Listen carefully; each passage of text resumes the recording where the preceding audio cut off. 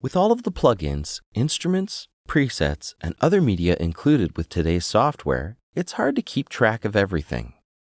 MediaBay is the overall concept of managing all of that stuff so it's easily accessible and organized. Cubase has 4 browsers that can be used to find, tag, and import media files. By the way, when I say tag, I mean to say apply attributes. The terminology and arrangement for the MediaBay has changed quite a bit in Cubase 6. Longtime Cubase users might be slightly confused in the next 2 chapters. Just so you know, I'm only explaining the way things are now in Cubase 6, not the way they were. This way I won't confuse people who are new to Cubase. Go to the Media menu. Here you can open the MediaBay, Loop Browser, Sound Browser, and a mini browser. All of these browsers have the exact same functionality, so it doesn't really matter which one you choose. The reason you would pick one over another is that they have various buttons and features turned on and off so that you can easily find what you're looking for. For example, if you were looking for audio loops, you would select the Loop browser, as this has been pre-configured for searching for audio loops.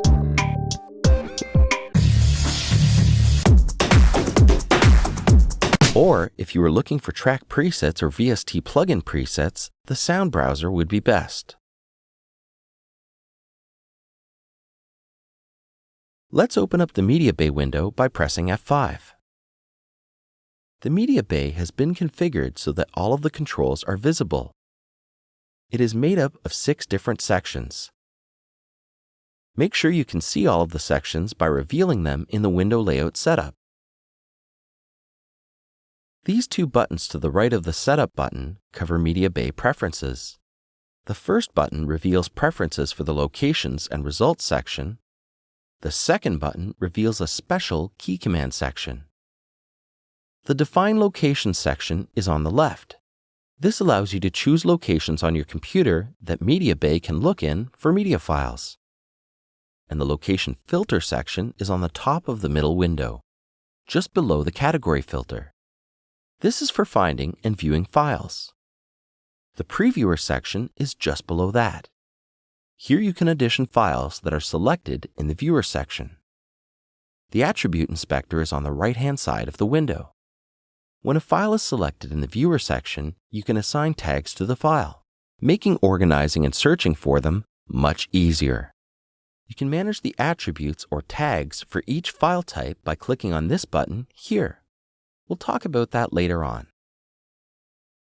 You can show or hide the browser, previewer, and attribute sections using these buttons here.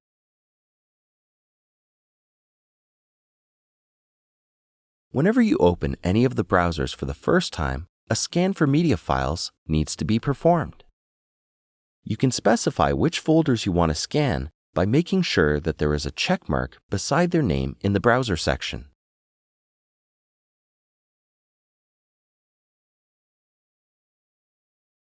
There are 2 different places that you can scan for media files. The first is the file system shown under Define Locations, which is all of the actual locations on your computer, such as your hard drives, disk drives, and any other removable media that you may have connected. The second is VST Sound.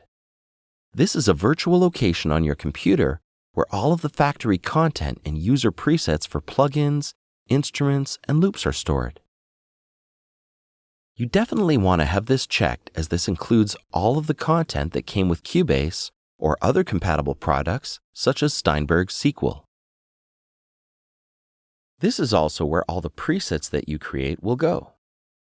You can press the plus symbol beside either the file system or VST Sound to view the locations contained inside. I would suggest making sure that everything in the VST Sound section is checked.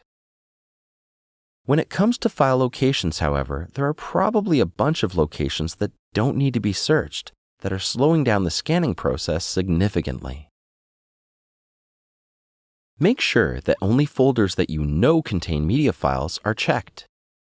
Before you start the scan, make sure the Deep Results button is checked. This allows for all the subfolders to be scanned as well. For instance, if we have the factory content folder checked, then we know that the track presets and VST presets folders will be scanned as well. This saves you time from having to check every single folder. Right-click on a selection and choose to rescan. Now Cubase will search through all of the locations we specified. The results of the scan will be saved in the MediaBay database. This icon here is the Viewer section that lets you know Cubase is scanning.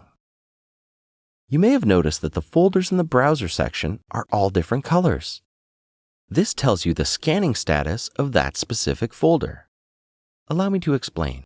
When the folder is red, it means that it is currently being scanned. A blue folder means that the folder has already been scanned. An orange folder means that the scanning process was interrupted.